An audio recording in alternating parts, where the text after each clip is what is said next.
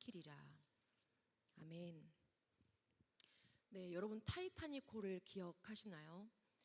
모든 면에서 세계 최고를 자랑하면서 영국인들에게 아주 큰 자부심을 주었던 타이타닉호는 1912년에 리버풀을 출발해서 뉴욕으로 첫 항해를 시작했습니다.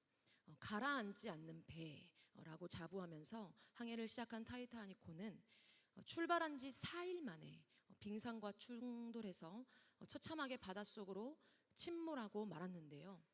엄청난 규모로 만들어졌고 당시 최첨단 시스템 기술을 도입했기 때문에 어느 누구도 타이타닉호가 첫 출항에서 침몰하게 될 거라고는 상상도 할 수 없었습니다. 마찬가지입니다. 어느 누구도 당시 이 중동의 패권을 가지고 있었던 바벨론이 이렇게 힘없이 멸망할 것이라고는 생각하지 못했습니다.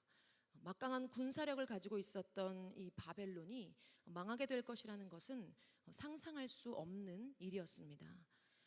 그러나 계속되는 바벨론의 심판의 말씀 가운데 오늘 21절부터 32절까지는 이 연합군을 통해서 강대국 바벨론을 징벌하시는 하나님의 심판에 대해서 이야기를 하고 있습니다. 우리가 오늘 본문을 통해 살펴볼 첫 번째는 흥망성쇠는 하나님의 손에 달려있다는 것입니다. 먼저는 역사의 주관자가 되시는 하나님이십니다. 21절에 보면 누군가에게 하나님은 명령을 하고 계십니다. 21절에 너희는 올라가서 무라다임의 땅을 치며 그곳의 주민을 쳐서 진멸하되 내가 너희에게 명령한 대로 다 하라. 여기서 말하는 너희는 누구일까요? 이사야서 13장을 보면 동일하게 바벨론에 대한 멸망을 이사야 선지자가 예언을 하고 있는데요. 13장 17절 말씀을 보면 보라, 은을 돌아보지 아니하며 금을 기뻐하지 아니하는 메대 사람을 내가 충동하여 그들을 치게 하리니. 18절 메대 사람이 활로 청년을 쏘아 죽이며. 하나님은 바벨론을 심판하시기 위해서 메대와 바사, 즉 페르시아의 군대들을 일으키고 계십니다. 마치 이 메대와 바사 연합군의 지휘자로서 그들에게 전투 명령을 내리시는 것처럼 연합군에게 명령하고 계시는데요. 북이스라엘을 멸망시키고 세계 패권을 쥐었던 아수르를 바벨론은 막강한 힘으로 성장하여서 멸망시켰습니다.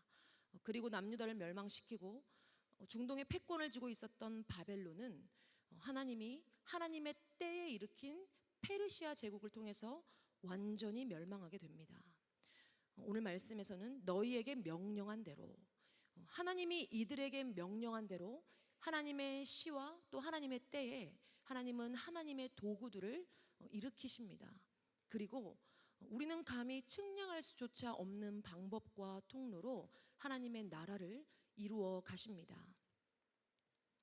때로는 우리가 오늘날 일어나는 이 세상의 많은 사건, 사고와 또 상황들을 볼 때에 또 우리 눈앞에 일어나는 모든 일들을 마주할 때에 우리의 지식과 또 우리의 경험으로 또 우리의 이성으로 헤아릴 수 없을 때가 참 많이 있습니다.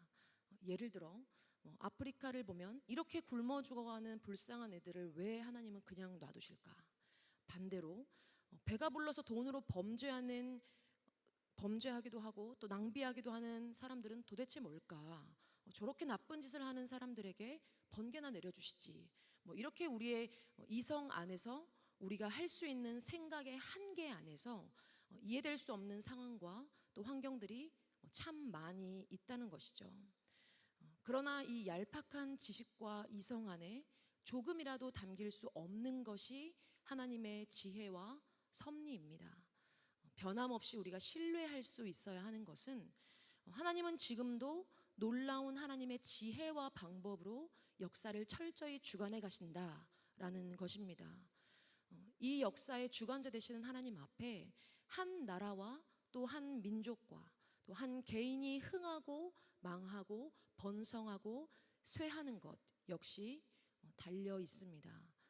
오늘 본문에서 결코 무너지지 않을 것 같던 바벨론이 하나님의 심판 앞에 서 있는데요. 하나님은 바벨론의 심판을 위해서 페르시아를 일으키시고 전쟁을 일으키십니다. 역사의 주관자 되시는 하나님은 전쟁의 주관자가 되십니다. 22절 말씀입니다. 그 땅에 싸움의 소리와 큰 파멸이 있으리라. 성경에서는 수많은 전쟁들을 볼 수 있습니다. 그런데 강대국 아수르를 멸망시켰던 바벨론을 멸망시키는 페르시아, 이 경우는 우리가 흔히 봐오던 강대국이 약소국을 점령하는 방식의 전쟁과는 규모와 에너지 자체가 다른 전쟁입니다.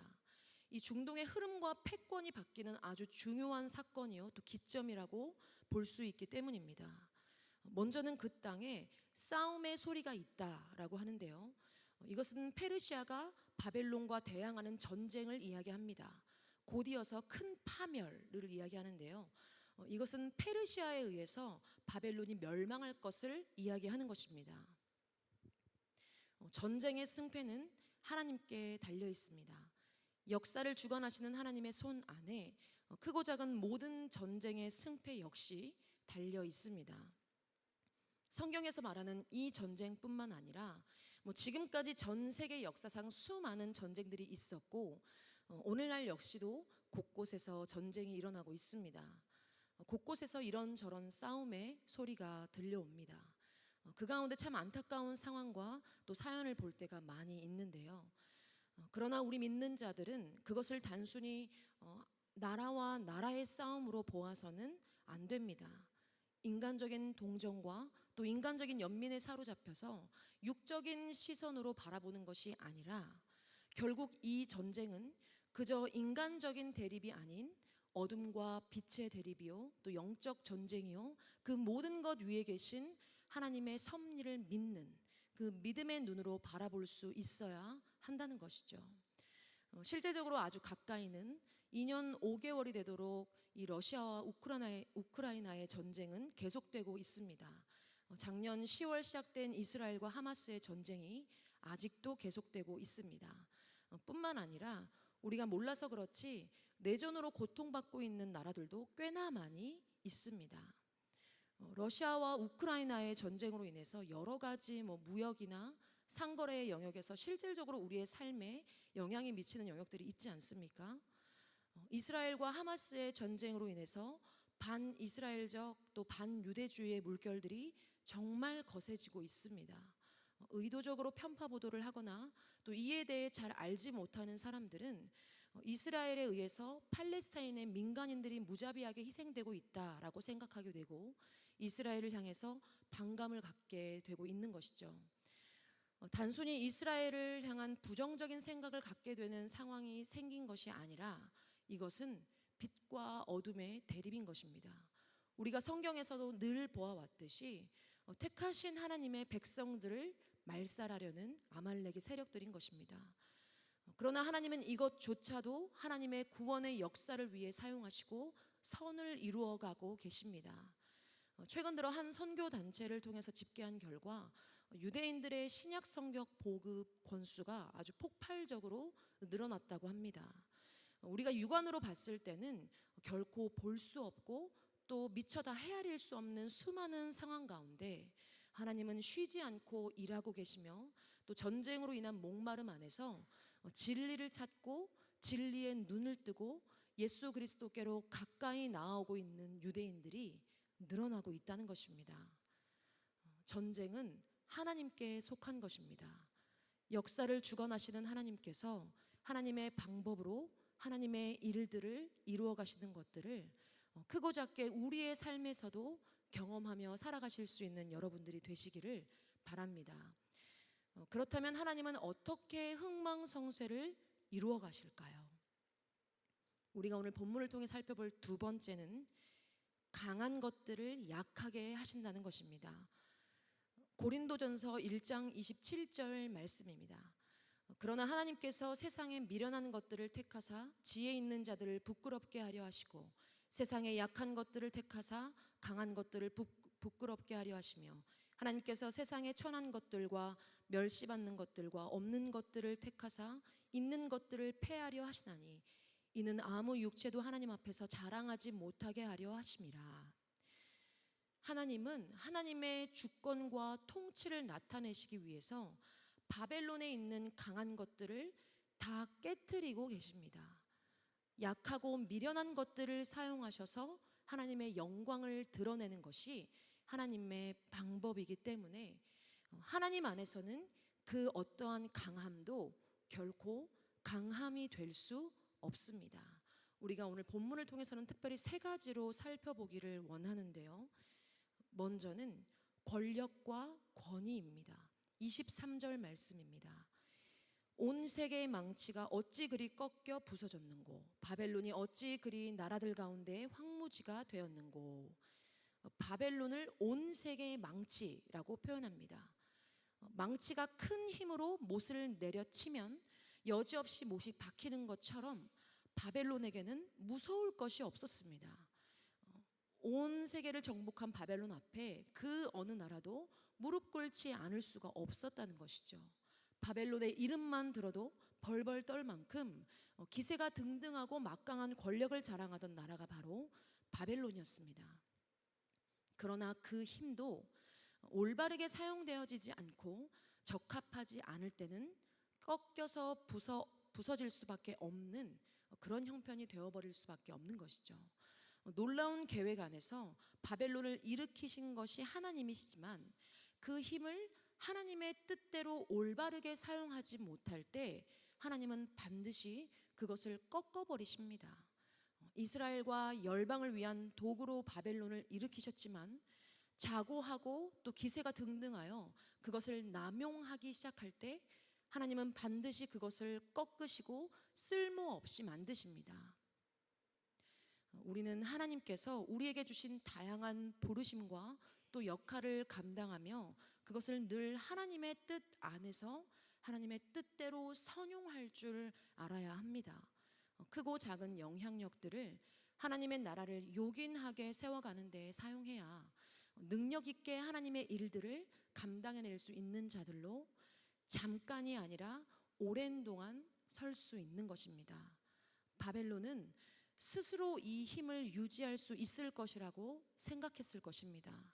그러나 이것은 스스로 가질 수 있고 스스로 내세울 수 있는 것이 아닙니다. 철저히 하나님께서 세워가시는 것이며 내가 하나님 앞에 늘 합당한 자로 서기를 온전히 힘쓸 때 내세우지 않아도 세워지는 것이 권위입니다. 그러므로 우리는 늘 하나님께로부터 오는 신령한 것들과 선한 영향력들을 사모하며 강한 자로 서는 것이 아니라 한없이 약한 자로 하나님 앞에 설 수 있는 자들이 되어야 하겠습니다. 또 강한 것들을 약하게 하시는 것은 권력과 권위에 이어서 지식입니다. 24절 말씀입니다. 바벨론아, 내가 너를 잡으려고 올무를 놓았더니 내가 깨닫지 못하여 걸렸고 내가 여호와와 싸웠으므로 발각되어 잡혔도다. 바벨론은 깨닫지 못했습니다. 제 아무리 뛰어난 군사력과 전략을 가지고 있다 할지라도 제 아무리 발달된 문명을 세워갈 만큼 뛰어난 지식이 있었다 할지라도 하나님이 작정하시고 놓은 이 올무를 결코 깨달을 수 없었던 미련하고 무지한 존재일 수밖에 없다는 것입니다.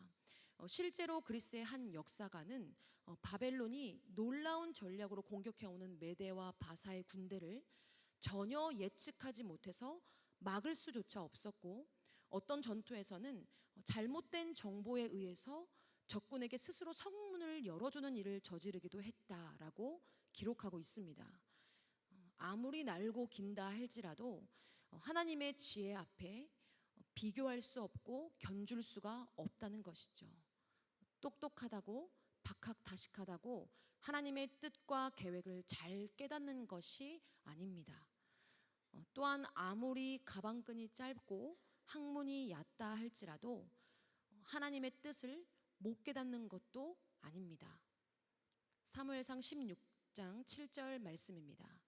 내가 보는 것은 사람과 같지 아니하니 사람은 외모를 보거니와 나 여호와는 중심을 보느니라 하시더라. 하나님은 중심을 보시는 하나님이십니다. 하나님은 하나님을 사랑하고 그의 나라를 사모하는 그 사람의 중심을 보시고 하나님의 뜻과 계획을 나타내십니다. 그런 사람들이 하나님의 온전하신 뜻을 깨닫고 행할 수 있는 것입니다. 제 아무리 척척 박사라 해도 하나님의 지혜를 가진 자보다 뛰어나다라고 할 수 없습니다. 우리가 하나님을 아는 지식 안에 온전히 거할 때 그것이 가장 가치 있고 고상한 것입니다. 뛰어난 지식을 갖는 것 물론 좋은 것입니다. 그러나 뛰어난 지식만을 가지고 그것을 의지하며 살 것이 아니라 하나님을 아는 지식과 지혜가 우리 안에 넘쳐나야 할 줄로 믿습니다. 권력과 지식에 이어 또 약하게 하시는 것은 무엇입니까? 바로 물질입니다. 25절 말씀입니다. 여호와께서 그의 병기창을 열고 분노의 무기를 꺼내문 주 만군의 여호와께서 갈대아 사람의 땅에 행할 일이 있습니다. 먼 곳에 있는 너희는 와서 그를 치고 그의 곳간을 열고 그것을 곡식더미처럼 쌓아 올려라. 그를 진멸하고 남기지 말라. 하나님은 분노의 무기를 꺼내겠다라고 하시면서 곡간을 열고 곡식을 쌓아 올린 후에 모든 것을 남기지 말고 진멸해 버려라 라고 명령하십니다. 바벨론이 그동안 불의하고 아주 잔혹스러운 착취를 통해서 물질을 쌓아 올렸기 때문에 그 소유를 다 진멸할 것을 말씀하고 계시는 것입니다.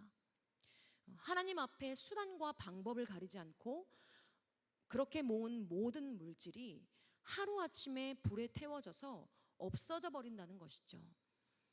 하나님의 나라를 세워감에 있어서 물질이 참 중요한 영역이나 그만큼 우리의 신앙생활에 있어서도 또 우리의 삶에 있어서도 타협하기 쉬운 부분 중 하나입니다. 그렇기 때문에 아셨을지 모르겠지만 이방 나라들의 심판 가운데 물질의 심판에 대한 부분이 여러 부분 나옵니다. 주일 성수도 어겨가면서 일을 해서 재정을 모은다 한들, 열의 하나를 떼어드리지 않고 재정을 모은다 한들, 하나님께서 곳간을 여시고 그 쌓아 올린 것들을 진멸해 버리신다면 결국 우리의 모든 수고와 노력이 헛된 것이 될 수밖에 없다는 것을 하나님은 분명하게 말씀하고 계시는 것입니다. 우리의 곳간이 시도 때도 없이 열려버리고 시도 때도 없이 곡식이 흘러나가는 것이 아니라 은혜 안에서 잘 닫혀져 있고 또 보존되어 있고 때에 따라 잘 쓰여질 수 있도록 우리는 늘 하나님 앞에 은혜를 구해야 할 것입니다. 27절에 보면 그의 황소를 죽이라고 말합니다. 황소는 황소처럼 힘과 능력을 가진 자들을 비유적으로 나타내는 표현인데요. 군사들 또 지도자들이 될 수 있겠습니다. 권력이 되었든 지식이 되었든 물질이 되었든 하나님은 우리가 의지하고 있는 강한 것들, 우리가 남용하고 있는 강한 것들을 반드시 꺾으십니다. 바울은 빌립보서 3장에서 이렇게 말합니다. 5절 말씀에 보면 나는 8일 만에 할례를 받고 이스라엘 족속이요 베냐민 지파요 히브리인 중에 히브리인이요 율법으로는 바리새인이요 열심으로는 교회를 박해하고 율법의 의로는 흠이 없는 자라. 그러나 무엇이든지 내게 유익하던 것을 내가 그리스도를 위하여 다 해로 여길 뿐더러 또한 모든 것을 해로 여김은 내 주 그리스도 예수를 아는 지식이 가장 고상하기 때문이라. 내가 그를 위하여 모든 것을 잃어버리고 배설물로 여김은 그리스도를 얻고 그 안에서 발견되려 함이니. 바울은 자신이 가지고 있던 그 어떤 권력과 지위와 지식을 그리스도를 위하여 해로 여긴다라고 했습니다. 예수 그리스도의 복음을 아는 지식이 가장 고상한 것이고 그 어떠한 인정과 그 어떤 부귀 영화를 누리는 삶보다 하나님께 발견되어지는 인생이 가장 복되고 가치 있는 삶이라는 것을 알았기 때문입니다. 이번에 추석을 맞이해서 제가 정말 오랜만에 친정을 내려가게 되었습니다. 어떻게 하다가 연락이 닿아서 거의 한 13년 만에 저랑 초, 중, 고를 같이 나온 친구를 만나게 되었습니다. 저는 그냥 정말 평소대로 대화를 했을 뿐인데 소스라치게 놀라면서 너 원래 이런 애가 아닌데 말투는 왜 그렇고 왜 이렇게 내 말에 경청을 해주냐면서 너무 어색하다고 하더라고요. 미안하지만 나 원래 이런다고 했더니 과거의 저를 이야기를 해 주었습니다. 친구를 만나고 집으로 돌아오는 길에 저를 사람으로 변화시켜 주신 하나님께 참 감사해서 눈물이 흘렀습니다. 하나님을 모르고서 내가 힘을 가지면 얼마나 가지겠으며, 하나님을 모르고서 내가 지식을 쌓으면 얼마나 쌓을 수 있겠으며, 하나님을 모르고서 물질을 모았으면 얼마나 대단한 부자가 되었을까요? 그 썩어 없어질 것들이 전부인 것 마냥 한 번뿐인 인생을 이 세상의 수레바퀴 속에서 쩌들어 보내지 않을 수 있음에 참 너무 감사했습니다. 하나님 안에 발견된 삶을 살 수 있음에 감사했고, 더 발견된 삶을 살고 싶다는 이 작은 결단을 하나님 앞에 하게 되었습니다. 우리 인생의 흥망성쇠를 주관하시는 하나님 앞에 우리의 높아진 모든 것들을 낮추고 우리가 내세우던 강함을 내려놓고 하나님께서 함께 하시고 사용하시는 삶이 가장 복된 삶인 줄로 믿습니다. 그렇다면 마지막으로 우리는 하나님 앞에 어떤 태도로 나아가야 할까요? 우리가 함께 살펴볼 마지막 세 번째는 바짝 엎드리는 삶을 살아야 한다는 것입니다. 29절부터는 바벨론이 패망할 수밖에 없었던 원인에 대해서 말씀하고 계시는데요. 29절 말씀입니다. 그가 일한 대로 갚고 그가 행한 대로 그에게 갚으라. 그가 이스라엘의 거룩한 자 여호와를 향하여 교만하였습니다. 31절 32절 하나님께서 벌할 때가 이르렀는데 그것이 교만하기 때문이다 라고 말씀하십니다. 잠언 16장 18절 말씀입니다. 교만은 패망의 선봉이요 거만한 마음은 넘어짐의 앞잡이니라. 한 사람이 패망하는 이유는, 한 국가가 패망하는 이유는 교만이다라고 말씀하십니다. 반대로 잠언 18장 12절 말씀입니다. 사람의 마음의 교만은 멸망의 선봉이요 겸손은 존귀의 길잡이니라. 우리가 존귀케 되는 일은, 그런 길은 겸손이라고 말씀하십니다. 우리는 늘 우리의 마음이, 우리의 방법이 겸손한가를 살필 수 있어야 합니다. 내가 많은 영역 하나님 앞에 늘 겸손한가? 나 스스로를 드러내고 나 스스로를 높이고 만족할 때가 있지는 않은가? 그런 영역이 또 발견되어진다면 우리는 하나님 앞에 바짝 엎드림으로 다시금 높아진 우리의 마음을 낮출 수 있는 지혜로운 자들이 되어야 합니다. 우리가 하나님 앞에 바짝 엎드리며 겸손한 자로 서야 하는 이유는, 하나님은 오늘 말씀에서 그가 일한 대로 갚고 그가 행한 대로 갚으라고 말씀하시기 때문입니다. 우리가 때로는 우리의 강한 것들을 의지하고 앞세우며 하나님을 의지하지 않는 악한 모습을 보일 때도 있지만, 다시금 하나님 앞에 바짝 엎드리며 돌이킨다면 그 돌이킨 대로 하나님께서 우리에게 갚아주실 것입니다. 저를 포함해 여기 계신 분들 중에서 하나님을 의지하는 삶, 또 말씀대로 순종하는 삶을 살고 싶지 않은 분들은 아마 한 분도 없으실 것입니다. 그러나 여러 영역에서 여전히 참 부족한 우리의 모습을 보게 됩니다. 넘어질까를 늘 조심하며 오늘도 우리의 심령이 성령의 조명하심 앞에 거룩해질 수 있는 이 아침이 되시기를 바랍니다. 말씀을 마무리하겠습니다. 역사를 주관하시고 전쟁을 주관하시는 하나님이 오늘도 우리의 인생의 모든 흥망성쇠를 주관해 가십니다. 권력과 지식과 물질 앞에 철저히 하나님의 주권을 인정하며 겸손히 나아가는 여러분들이 되시기를 축복합니다. 기도하겠습니다. 하나님 감사합니다. 오늘도 우리가 살아계신 하나님 앞으로 나아갑니다. 겸손히 우리의 마음을 낮추며 주님의 은혜를 사모하며 나아갑니다. 주님, 성령으로 우리의 심령을 조명하여 주셔서 어두운 우리의 심령 주님 깨끗이 씻어주시고 밝히 비춰주셔서 오늘도 우리의 심령이 살아계신 하나님의 은혜 안에서 시원케 되어지는 이 아침, 이 시간이 되게 하여 주시옵소서. 감사드리며 예수님의 이름으로 기도드렸습니다. 아멘. 우리가 함께 들은 말씀을